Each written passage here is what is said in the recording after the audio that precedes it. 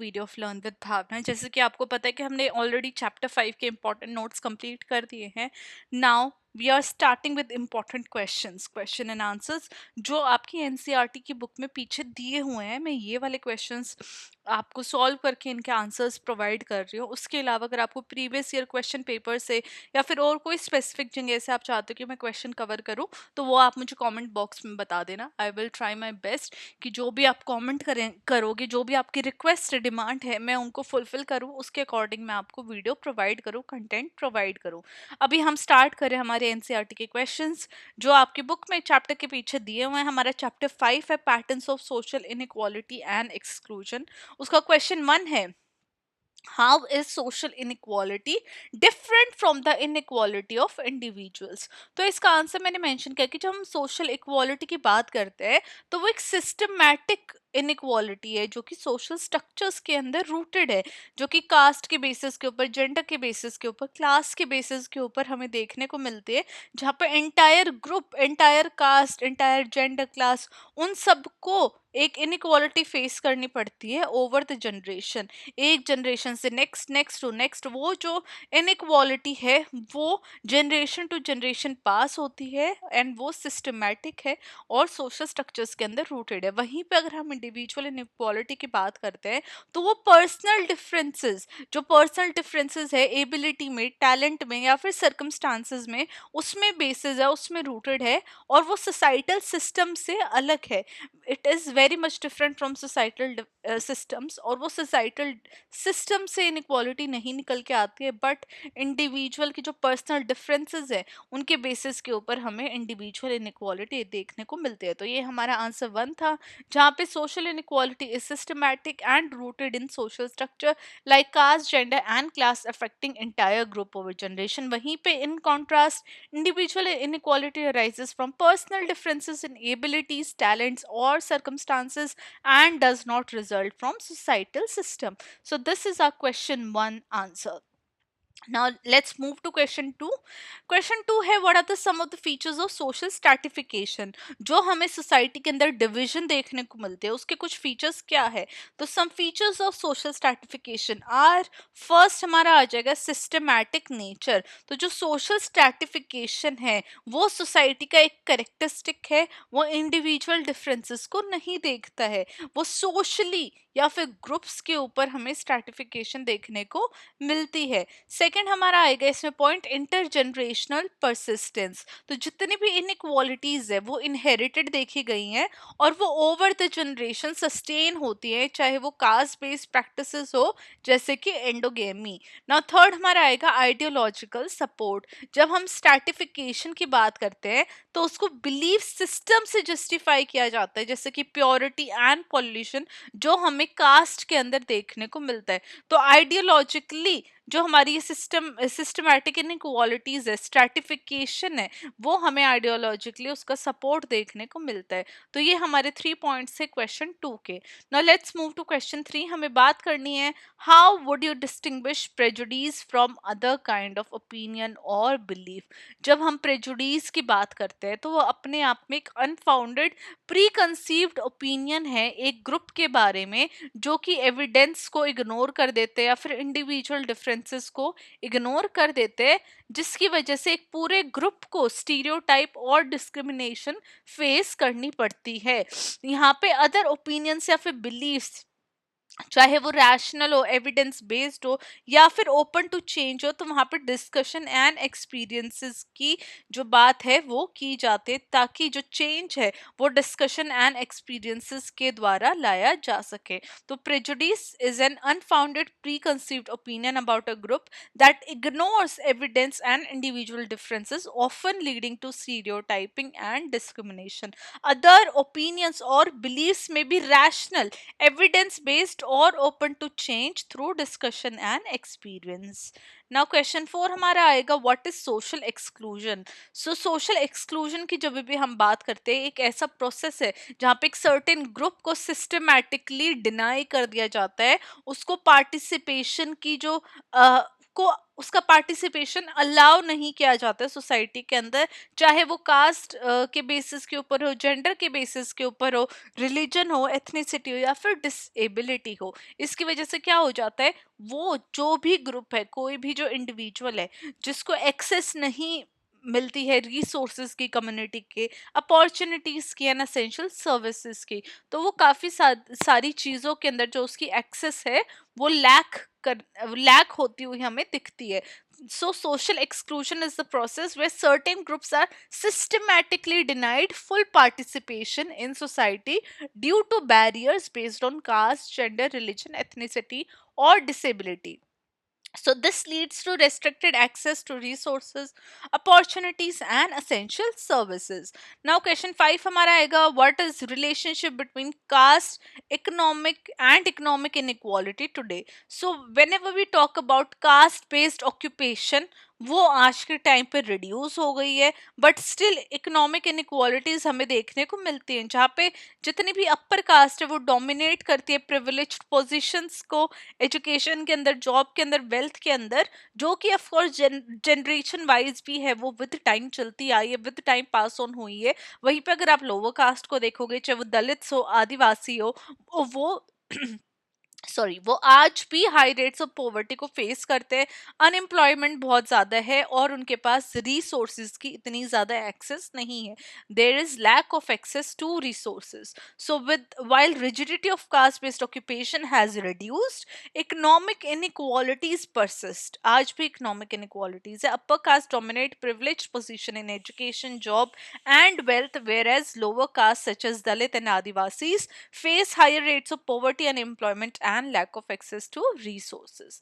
Now, our question 6 talks about untouchability. So, जब भी untouchability की बात आती है तो ये extreme form of caste based discrimination है, जो कि स्पेसिफिकली लोअर कास्ट को टारगेट करती है, पर्टिकुलरली दलित्स को। दलित तो ऑफ कोर्स इनको बाद में नाम दिया गया था, पहले इनको अनटचेबल्स ही बोला जाता था। यहाँ पे ऐसी प्रैक्टिसेस है जो उनको पब्लिक स्पेसेस के अंदर, जहाँ पे दूसरी कास्ट के लोग हैं, वहाँ पे उनकी एंट्री अलाउड नहीं होती है, उनको शेयर्ड रिसोर्सेज उनको यूज करना अलाउड नहीं होता है, चाहे वो शेयर्ड लैंड हो, शेयर्ड वाटर हो पब्लिक का, वो उनको अलाउड नहीं होता है। फोर्स्ड उनसे मीनियल लेबर करवाया जाता है एंड एक्सप्लॉयटेशन और सबऑर्डिनेशन देखी जाती है हमें, due to this caste based discrimination which targets lower caste. So untouchability क्या है? Untouchability as an extreme form of caste-based discrimination targeting lower caste, particularly Dalits. It involves practices like exclusion from public spaces, prohibition from using shared resources, and forced menial labor, perpetuating exploitation and subordination. Now let's talk about question 7. हमें बात करनी है some of the policy designed to address caste inequality. ऐसी कौन सी policies है जो बनाई गई है ताकि कास्ट इनइक्वालिटी को एड्रेस किया जाए, उसके बारे में कुछ ना कुछ ऐसे स्टेप लिए गए हैं कि कास्ट इनइक्वालिटी कहीं ना कहीं इम्प्रूव हो सके। तो some of the policy design to address caste inequality uh, first हमारी आ जाएगी reservation policy. Of course everyone is aware about reservation policy, जहाँ पे कोटा दिया जाता है एजुकेशन के अंदर, गवर्नमेंट जॉब के अंदर, लेजिस्लेचर के अंदर, for scheduled caste, scheduled tribes and other backward classes, ताकि उनको जो एक इक्विटी वाले जो कॉन्सेप्ट है वो यहाँ प्रोवाइड किया जा रहा है। एक तो होता है इक्वालिटी की सबको एक तरीके का वो बट वी से अपॉर्चुनिटीज प्रोवाइड करना, बट इक्विटी क्या है कि अगर किसी के पास कम रिसोर्सेज है तो उसको उसके लिए अपॉर्चुनिटीज बढ़ जाएंगी, because that person will have less resources for improvement to go further, right, to go ahead. तो ये रिजर्वेशन पॉलिसी बनाई गई है। सेकंड हमारा आ जाएगा लेजिस्लेशन। तो आर्टिकल 17 देखा गया है जिसने अनटचेबिलिटी का अबॉलिश किया है। वहीं पे SC ST prevention of atrocities act भी आया 1989 का, जो कि पीनलाइज करता है कास्ट बेस्ड वायलेंस को। थर्ड हमारा आ जाएगा एजुकेशनल स्कीम, जहाँ पे स्कॉलरशिप एंड सपोर्ट प्रोवाइड किया जाता है SC ST स्टूडेंट को, ताकि उनको इक्वल अपॉर्चुनिटीज प्रोवाइड की जाए with in the education system. तो ये हमारी कुछ ऐसी पॉलिसीज थी जिसके बारे में हमने बात की जो एड्रेस करती है कास्ट इनइक्वालिटी को। नाउ क्वेश्चन 8 आ जाएगा हमारा, how are other backward caste OBCs are different from the Dalits या फिर एससीज।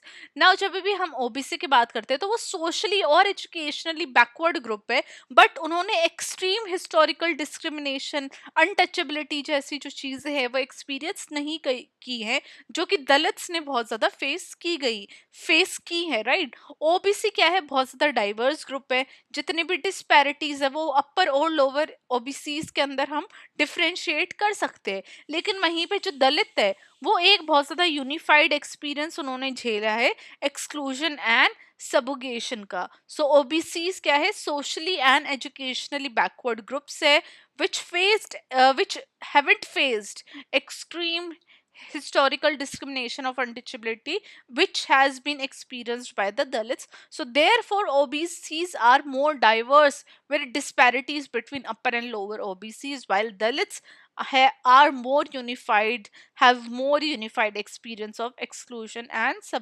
subjugation. नाउ कम्स क्वेश्चन 9 जहाँ पे हमें बात करनी है major issues of concern to Adivasis today.